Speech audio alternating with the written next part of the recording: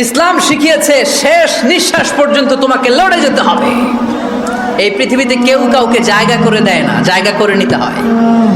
এই পৃথিবীটা, the life is not a bed of roses, এটা ফুল বিছানো কোনো ফুল সজ্জা নয়, এটা কণ্টকাকীর্ণ। কেউ আপনার স্পেস করে দিবে না, কেউ আপনাকে সুযোগ করে দিবে না, কেউ আপনার জায়গা করে দিবে না, বরং আপনি জায়গা করে নিলে টাইনা নিচে নামাবে। কথা বলেন। এজন্য কখনো অলসতাকে স্থান দেয়া যাবে। রসুল বাত্তালি দুঃখানু শয়তান, অলস মস্তিষ্ক শয়তানের আড্ডা। অলস যদি কেউ থাকে এটারে টেনে বেঁধে কাজে নামাবেন, পারা যাবে? আমরা আমাদের সমতল ভূমিতে চাষ করতে চাই না। মালয়েশিয়াতে একটা এলাকা আছে ক্যামেরুন হাইল্যান্ড, ওরা পাহাড়ের মধ্যে চাষাবাদ করে গোটা মালয়েশিয়ার খাদ্যদ্রব্যের অভাবকে মুক্ত করে দিয়েছে। পাহাড়ের মধ্যে ওখানে ফুলের বাগান, ক্যামেরুন হাইল্যান্ড প্রায় ৬,০০০ ফিট উঁচু, প্রচন্ড ঠান্ডা। এই ঠান্ডা পাহাড়ি হিল ট্রাক্স এরিয়াতে মালয়েশিয়ার এই ক্যামেরুন হাইল্যান্ডে ওখানে আছে ফুলের বাগান, আছে ফলের বাগান, আছে চায়ের বাগান, ওখানে মধুর চাষ হয়, ওখানে শাকসবজি চাষ হয়, ওখানে অনেক কিছু চাষাবাদ হয়। ওই ফলমূল শাকসবজি দিয়ে গোটা মালয়েশিয়ার 14টা স্টেটে যত শাক সবজি ফলমূল লাগবে ওরা আঞ্জাম দেয়। আর আমরা আমাদের সমতল ভূমিতে চাষ করতে চাই না। আমরা চাষাবাদকে খুব লজ্জা মনে করি, এটা ভুল আইডিয়া। আমাদের যে এলাকা যেই জিনিসের জন্য বিখ্যাত ওইটাকে আমাদের ব্র্যান্ডিং করতে হবে। লক্ষ্মীপুর কিসের জন্য বিখ্যাত? নারিকেল সুপারি।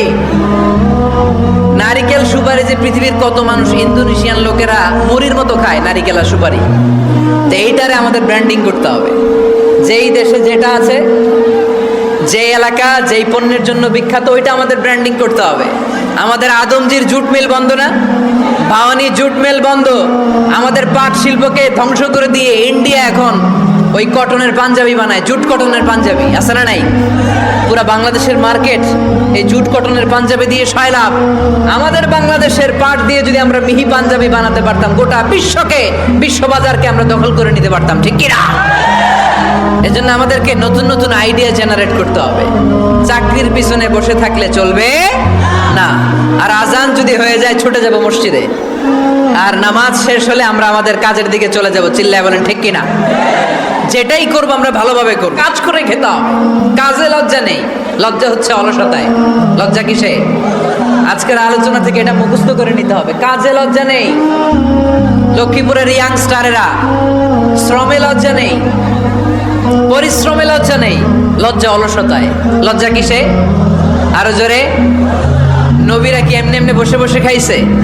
কঠিন পরিস্থিতিতেও নবীরা পরিশ্রম করে উপার্জন করা লেগেছে, ঠিক কিনা? সাইয়েদনা মারিয়াম আলাইহিস সালাম, যার নামে আল্লাহ তাআলা কোরআনে একটা সূরা দিলেন, উনি পৃথিবীতে এমন একজন মহিয়সী নারী, যেই নারীর গর্ভে, যেই নারীর পেটের ভেতরে স্বামীর স্পর্শ ছাড়া সন্তান দিয়েছে কে? সাইয়েদনা ঈসা আলাইহিস সালাম পেটে আসলেন। মারিয়াম আলাইহিস সালাম লজ্জা পেলেন। হায় হায়, কেমন করে এলাকাবাসীদের কাছে আমি আমার মুখ দেখাবো? বিয়ে করি নাই, স্বামী নাই, বিয়ে হয় নাই, স্বামী নাই, কিন্তু পেটে সন্তান চলে এসেছে। হায় হায়, এলাকায় কেমনে মুখ দেখাবো? লজ্জায় পড়ে মারিয়াম আলাইহিস সালাম এলাকা থেকে চলে গেলেন। কি অবাক করে কাণ্ড! বাচ্চা ভূমিষ্ঠ হওয়ার জন্য, বড় হওয়ার জন্য 6 মাস 7 মাস লাগে নাই, পেটে বাচ্চা আসার সাথে সাথে বাচ্চাটারে বড় করে দিয়েছে কে?